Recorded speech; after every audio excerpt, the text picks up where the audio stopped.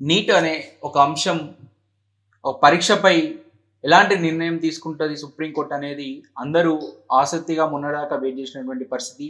ఫైనల్గా జడ్జిమెంట్ మాత్రం సుప్రీంకోర్టు మాత్రం రీకండక్ట్ మాత్రం మళ్ళీ చేయము అని చెప్పేసి స్పష్టంగా చెప్పడం జరిగింది.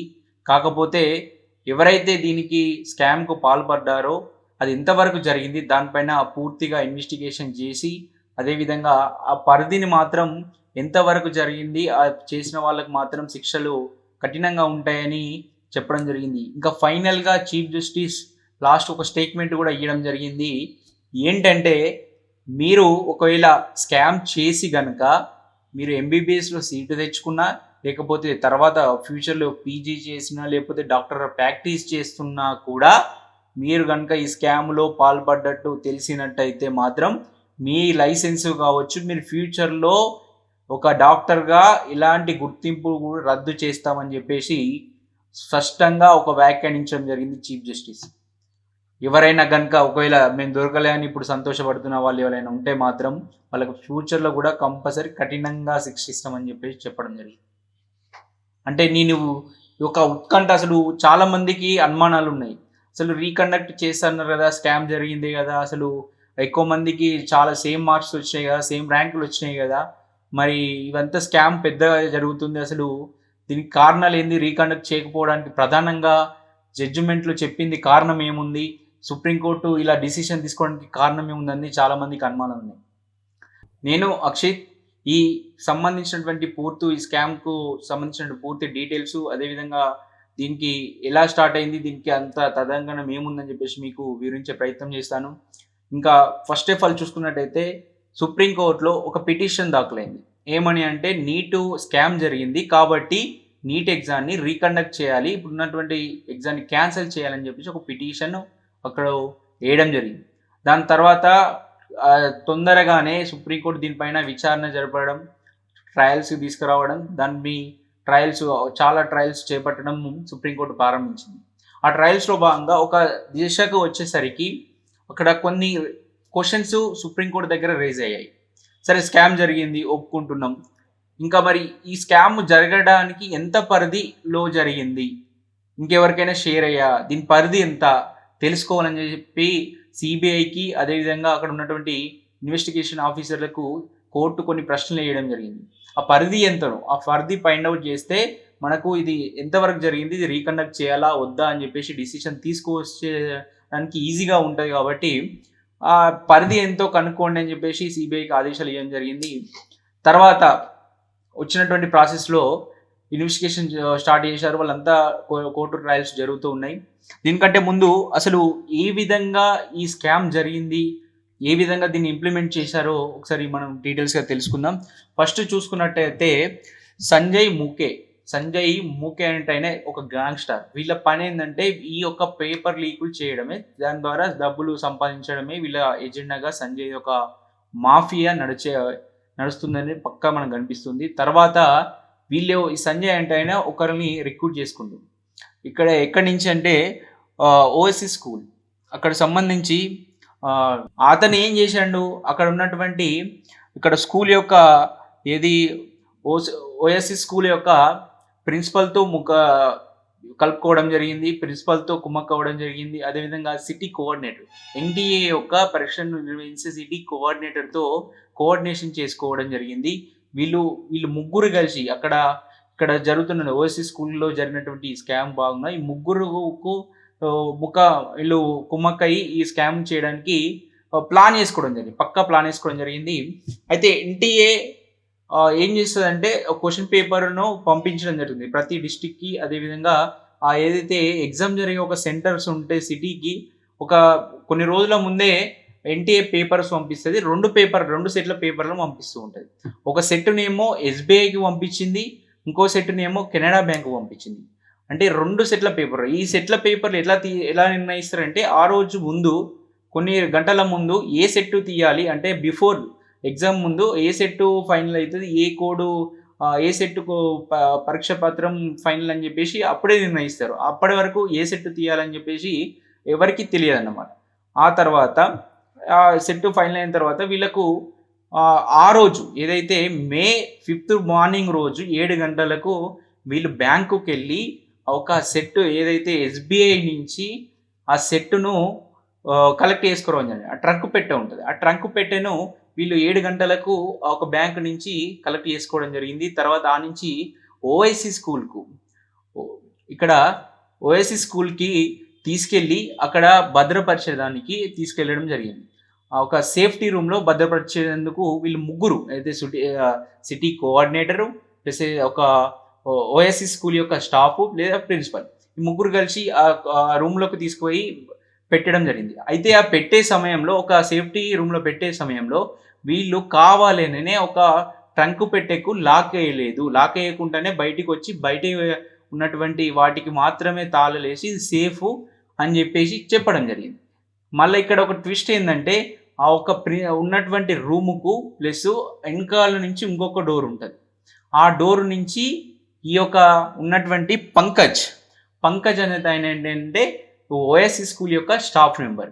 ఆయనే ఆ ఒక ఎనకాల డోర్ నుంచి ఈ యొక్క సేఫ్టీ రూమ్‌లోకి వచ్చి, ఆ ట్రంక్ పెట్టెను ఓపెన్ జేసి, ఆ ట్రంక్ పెట్టెలో ఉన్నటువంటి క్వెషన్ పేపర్ ఏదో ఒక క్వెషన్ పేపర్ తీసుకోవడం జరిగింది. ఆ క్వెషన్ పేపర్ తీసుకొని ఏంటంటే అది సీల్ అయ్యి ఉంటది. ఆ సీల్‌ను మెల్లిగా ఓపెన్ జేసి, ఓపెన్ ఉన్నటువంటి ఒక క్వెషన్ పేపర్ తీసుకొని, దాన్ని ఫోటోస్ తీసుకొని, అక్కడి నుంచి మళ్ళా సీల్ ఎట్లా చేశారంటే, ఒక లైటర్‌తోని ఆ సీల్ ఒకసారి తీశారంటే మళ్ళా అతికించడం చాలా కష్టం కాబట్టి, ఒక లైటర్‌తోని మెల్లిగా ఒక సీల్‌ని అతికించడం జరిగింది.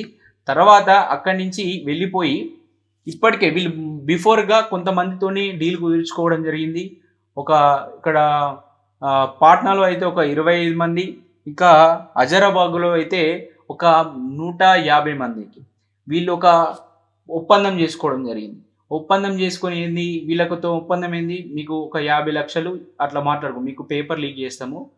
దానివల్ల మాకు ఇంత ఇయ్యరని చెప్పేసి ఒకతను 50,00,000, ఒకతను 70,00,000 అట్లా డిఫరెంట్‌గా. ఎట్లా తీసుకున్నాం? మరి మిమ్మల్ని ఎట్లా నమ్మాలి? మీరు కరెక్ట్ క్వెషన్ పేపర్ ఇస్తారా? ఇయ్యరా? అని చెప్పేసి అనుమానాలు వస్తాయి కదా! అందుకని చెప్పేసి వీళ్ళు చెక్ రూపంలో అమౌంట్ తీసుకున్నట్టు తెలుస్తుంది. దీనికి ఫ్రీగా ఈ క్వెషన్ పేపర్ వచ్చిన తర్వాత మరి అక్కడ ఆన్సర్స్ ఫైండ్ ఔట్ చేయాలి కదా! దానికి పాతగా ఏదైతే టాపర్స్ ఉంటారో గతంలో నీట్ రాసినటువంటి టాపర్స్‌ను ఒక 16 మందిని అట్లా ఏర్పాటు చేయడం జరిగింది. మనిషికొక 25 క్వెషన్‌లు చొప్పున, 25 క్వెషన్‌ల చొప్పున ఇచ్చి అవి ఒక తొందరగా సాల్వ్ చేసే విధంగా ఒక రూమ్‌లో వాళ్ళను ఉంచి ఈ క్వెషన్ పేపర్‌ను సాల్వ్ చేసేయడం స్టార్ట్ చేశారు. ఇంకా మరి ఈ యొక్క ఇచ్చినటువంటి ఆన్సర్‌ను బట్టి వీళ్ళు ఆన్సర్స్ చేయడానికి వీళ్ళకు తెలియజేయడానికి వీళ్ళకు ఒక ఫార్మాట్‌ను బట్టే విధంగా చేయడానికి కావాలి కాబట్టి ఒక పెద్ద రూమ్ ఒక థర్డ్ ఫ్లోర్‌లో ఒక భవనంలో ఆ థర్డ్ ఫ్లోర్‌లో ఒక రూమ్ తీసుకొని 35 మందిని అందులో పెట్టి వాళ్ళకు ఈ ఆన్సర్స్ చెప్పి దీన్ని బట్టి ఇచ్చే విధంగా దాన్ని ముందే ప్రిపేర్‌గా వీళ్ళు చేసుకోవడం జరిగింది. అటు పాట్నాలో కూడా పాట్నాకి ఏ విధంగా పంపించారంటే ఒక టెలిగ్రాము ప్లస్ వాట్సాప్‌లో వాళ్ళకు పేపర్ షేర్ చేయండి. అక్కడ 25 మందికి ముందే మాట్లాడుకొని పెట్టుకుర్రు కాబట్టి ఆ 25 మందికి వాళ్ళేం చేసుకుర్రంటే జిరాక్స్ తీసుకున్నారు. జిరాక్స్ తీసుకొని ఈ క్వెషన్ పేపర్‌ని జిరాక్స్ తీసుకొని ఆన్సర్స్‌ను తీసుకోవడం జరిగింది.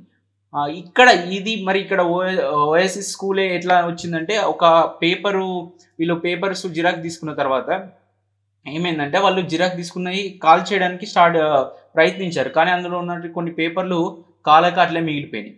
అది సీబీఐకి దొరకడం జరిగింది. అందులో ఒక విద్యార్థి యొక్క నంబర్ ఉంది.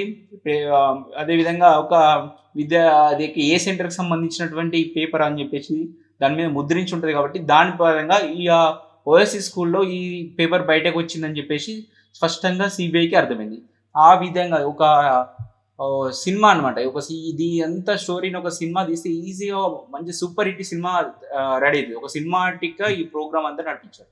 ఈ విధంగా అక్కడొక ఎంతమంది ఇక్కడ హజారాబాద్‌లో ఒక 30 మంది ప్లస్ పాట్నాలో ఒక 25 మంది. మొత్తం చూసుకున్నట్టే 155 మందికి ఈ యొక్క ప్రశ్నపత్రము లీక్ అయింది. అయితే ఇక్కడ కోర్టుకు ముందటికి వచ్చేసరికి ఏం చెప్పడం జరిగిందంటే, అయితే ఎవరైనా ఒక స్కామ్ చేసినట్టయితే వేరే వాళ్ళకి అంటే మరి ఇక్కడ కోర్టు ఒక క్వెషన్ అడగడం జరిగింది. మరి వేరే వాళ్ళకి ఎవరికన్నా డిస్ట్రిబ్యూట్ అయిందా టెలిగ్రామ్‌లో కావచ్చు, సోషల్ మీడియాలో కావచ్చు, ఈ పేపర్ లీక్ అయిందా అని చెప్పేసి సీబీఐకి క్వెషన్ వేయడం జరిగింది. కాకపోతే ఇక్కడ సమాధానం వాళ్ళు ఏం చెప్పడం జరిగిందంటే, వీళ్ళు ముందే కమిట్మెంట్‌గా ఒక టీమ్‌గా ఒక అంటే ఈ స్కామ్ చేయడానికి ముందే డిసైడ్ అయ్యారు కాబట్టి, ఒక ప్లాన్ చేసుకుర్రు కాబట్టి, వీళ్ళు ఎవరైతే కమిట్మెంట్‌కి ఒప్పుకుంటారో, ఎవరైతే ఒక డబ్బులు ఇస్తామో మాకు పేపర్ లీక్ ముందే ఒప్పందం చేసుకుంటారో, ఆ ఒప్పందం చేసుకున్న వాళ్ళకే పేపర్ లీక్ చేస్తారు తప్ప, మిగిలిన వాళ్ళకి చేసే ఆస్కారం లేదు కాబట్టి, ఈ యొక్క 150 మందికే పేపరు తెలిసే అవకాశం ఉంది. వేరే వాళ్ళకి బయటకు పోయే అవకాశం లేదు. ఎందుకంటే 50,00,000, 70,00,000 కట్టిర్రు కాబట్టి వాళ్ళు గూడా వేరే వాళ్ళకి ఈజీగా పంపించడానికి ఆస్కారం ఉండదు. కాబట్టి ఇక్కడ కోర్టు ఫైనల్‌గా క్లియర్‌గా డిసైడ్ అయ్యడం జరిగింది. ఏందంటే ఈ యొక్క స్కామ్ అనేది జస్ట్ ఒక 150 మందికే చేరడం జరిగింది. ఈ పేపర్ లీక్ 150 మందికే ముందుగా తెలియడం జరిగింది తప్ప, మీది సోషల్ మీడియాలో కావచ్చు, ఇంకా కావచ్చు, ఇదసలు ఎవరికీ తెలియలేదు అని జెప్పేసి స్పష్టంగా దీని పరిధిని అంతవరకే ఉంది. ఒక 155 మంది వరకే ఈ యొక్క స్కామ్ అనేది ఉంది గాబట్టి, దీన్ని మొత్తం మీద ఫైనల్‌గా సుప్రీంకోర్టు డిసైడ్ అయిందేందంటే, ఈ పరిధి చాలా తక్కువ ఉంది. దీనివల్ల 20,00,000 మంది సఫర్ అవ్వాల్సిన అవసరం లేదు. 150 మంది చేసిన తప్పు వల్ల 25,00,000 మంది దాదాపు సఫర్ అవ్వాల్సిన అవసరం లేదు. ఎందుకంటే మళ్ళీ రీకండక్ట్ అనేది చాలా క్లిష్టమైనటువంటి పరిస్థితి. మళ్ళా వాళ్ళు ఆన్సర్ చేస్తారో చేయరో మళ్ళా చదవడము అంతా గందరగోళమైనటువంటి పరిస్థితి. కాబట్టి రీకండక్ట్ అనేది అవసరం లేదు. దీని పరిధి స్పష్టంగా కనబడ్డది కాబట్టి వాళ్ళపైనే మనం చర్యలు తీసుకుందాము. వాళ్ళపైనే మనము కఠినంగా వ్యవహరిద్దాం తప్ప ఈ యొక్క అందరినీ దీనికి శిక్షకు గురి చేయాల్సిన అవసరం లేదు. మళ్ళీ రీకండక్ట్ దీనికి అవసరం లేదు అని చెప్పేసి స్పష్టంగా సుప్రీంకోర్టు నిర్ణయించడం జరిగింది. ఈ యొక్క రీకండక్ట్ చేయమనేది కూడా స్పష్టంగా ఆర్డర్‌లో చెప్పడం జరిగింది. ఇంకా వచ్చినటువంటి క్వెషన్ ఏంటంటే ఫిజిక్స్ పేపర్‌లో ఒక క్వెషన్ వచ్చేసి 2 ఆన్సర్స్ అంటే ఒక 2018 సిలబస్ ప్రకారం ఒక ఆన్సర్ ఉంటే 2019 ప్రకారం మాత్రం ఇంకొక ఆన్సర్ ఉండడం జరిగింది. ఈ నేపథ్యంలో ఎన్‌టీఏ ఏం నిర్ణయం తీసుకుందనంటే వాళ్ళు అయితే యాక్చువల్‌గా అంటే ఇక్కడ వచ్చేటట్టయితే రూల్స్ ప్రకారం ఏందంటే లేటెస్ట్ ఎడిషన్‌లో వచ్చినటువంటి ఆన్సరే ఫిక్స్. అంటే 2019లో వచ్చినటువంటి ఒక ఏదైతే ఆన్సర్ ఉందో అదే ఫిక్స్ అని తర్వాత అంతకుముందు అంతకుముందు బుక్స్ అనేది ఉండవు. దాన్ని పరిగణలోకి తీసుకోవద్దని చెప్పేసి గైడ్‌లైన్స్ ఉంటాయి. ఇక్కడ ఎన్‌టీఏ ఏం నిర్ణయం తీసుకుందంటే వాళ్ళ అభ్యర్థులు తీసుకున్న తర్వాత అరే మరి వీళ్ళకి కూడా వాళ్ళను ఎన్‌టీఏ దయదలిచి వీళ్ళకి కూడా ఒక 4 మార్కులను యాడ్ చేయడం జరిగింది. వాళ్ళకి కూడా ఏదైతే తప్పు ఆన్సర్ ఇంకొక ఆన్సర్ 2018 ప్రకారం పెట్టిన వాళ్ళకి కూడా 4 మార్కులను యాడ్ చేసి రిజల్ట్ ఇయ్యడం జరిగింది. దీనిపైన సుప్రీంకోర్టు ఏం నిర్ణయం తీసుకుందంటే సుప్రీంకోర్టుకి ఈ క్వెషన్ వచ్చినప్పుడు దీనిపైన ఒక కమిటీని వేయడం జరిగింది.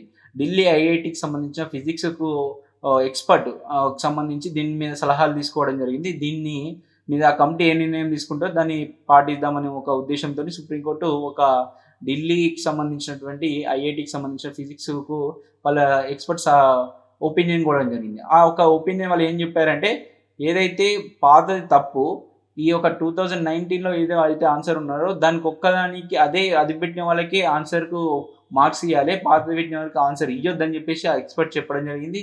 ఆ తర్వాత మరి ఇంకా రెండిటికి ఎలా మీరు ఎన్‌టీఏని కూడా క్వెషన్ చేయడం జరిగింది. మీరు 2 ఆన్సర్స్ పెట్టిన వాళ్ళకు 2 కరెక్ట్ ఆన్సర్స్ అని ఎలా డిక్లేర్ చేస్తారు? అది కరెక్ట్ కాదు కదా! ఏదో ఒకటి ఆన్సర్ అనేది కరెక్ట్ చేయాలి కదా! అని చెప్పేసి చెప్పడం జరిగింది. ఆ విధంగా ఆ ఫిజిక్స్ క్వెషన్‌కి 2019 వచ్చినటువంటి ఆన్సర్ ఎవరైతే పెట్టారో వాళ్ళకే రైట్ మార్క్స్‌లు వేయడం జరిగింది. వాళ్ళకి మార్క్స్ ఇవ్వడం జరిగింది. 2018 పెట్టిన వాళ్ళకు అసలు వాళ్ళకు ఏదైతే వాళ్ళకి లాస్ అవ్వడం జరిగింది. ఏదైతే గతంలో ఉన్నటువంటి 4 మార్కులు మైనస్ వీళ్ళు తప్పు పెట్టినందుకు 1 మార్కు అంటే నెగెటివ్ మార్కింగ్ ఉండేది 1 మార్కు. అంటే వీళ్ళు ఏదైతే తప్పు పెట్టిన వాళ్ళకు 2018 సిలబస్ ప్రకారం పెట్టిన వాళ్ళకు 5 మార్కులు కట్ అవ్వడం జరిగింది. వీళ్ళు అసలు 9,00,000 మంది 2018 పెడితే ఒక 6,00,000 మంది 2019 ఆన్సర్ పెట్టడం జరిగింది.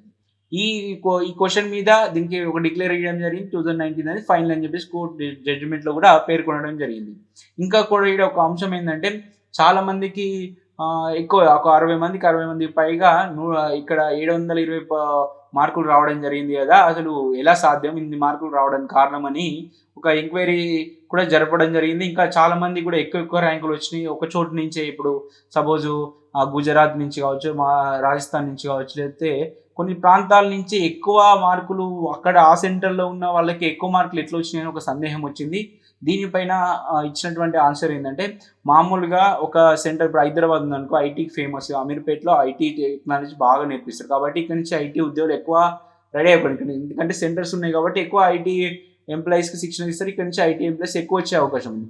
అదేవిధంగా నందిగామ నుంచి మనం చూసుకున్నట్టయితే బ్యాంక్ ఎంప్లాయీస్కి మన దగ్గర మన తెలంగాణలో లేకపోతే తెలుగు రాష్ట్రాల్లో చూసుకుంటే నందిగామలో బ్యాంక్ ఎంప్లాయీస్కి అక్కడ విపరీతంగా బ్యాంకుకి సంబంధించి కోచింగ్ ఇస్తారు. కాబట్టి ఆ ఏరియాకి సంబంధించిన వాళ్ళు ఎక్కువ పోస్టులు కొట్టే అవకాశం ఉంది. ఆ ఏరియా నుంచి ఎక్కువ రిజల్ట్ వచ్చే అవకాశం ఉంది. వాళ్ళకి ఎక్కువ మార్కులు వచ్చే అవకాశం ఉంది.